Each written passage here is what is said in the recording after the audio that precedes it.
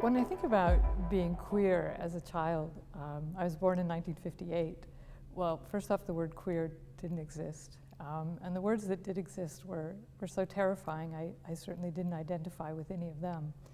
But I probably knew from the age of about 6 or 7 that at least I think I was neither a girl or a boy, or maybe both a girl or a boy.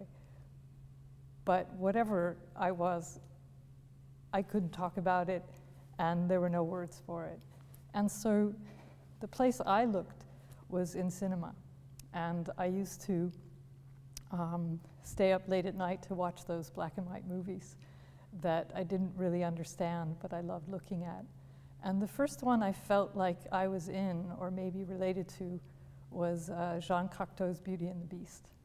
And I think that spoke to me as a child, because here you had this beautiful beast, but he was kind of locked in a body that he didn't understand, and he didn't know how he got there, and he didn't really know if a girl would ever kiss him. And I felt that that was pretty perfect for me. I felt like I was locked in a body that I didn't understand, and I really didn't know if a girl would ever kiss me. And so that was probably the first film that opened me up to a possibility that I wasn't the only one of whatever it is that I was. The next film was probably an earlier film, which was Dreyer's Joan of Arc.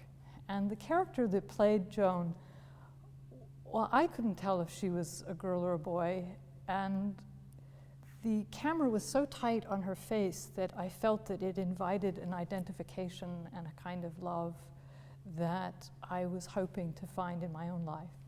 And she was also just transgendered in her clothing. And later in life, when I became a historian, I read the trials, and I was amazed at how often her prosecutors were asking her, why was she dressing in men's clothing? Who gave her the authority to do this? And of all her transgressions, it seems like this possibly was the one they were most fixated on. And so, of course, very early on, she became my role model.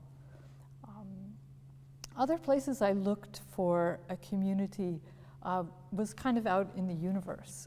A place that seemed to invite community to me was the zodiac. There were hybrid creatures in the zodiac, and I'm born in December, so my sign was Sagittarius. And I thought, well, maybe that's what I am. Maybe I'm half human, half horse. And that's why I was born under this sign. And everyone can see that in the night sky, and everybody talks openly about that. So maybe that's what I am, and that's what I could be.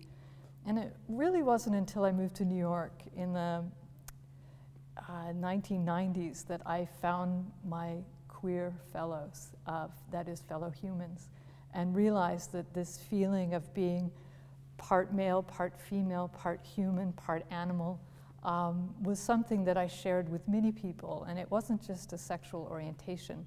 It was a kind of intellectual orientation that has stayed with me my whole life.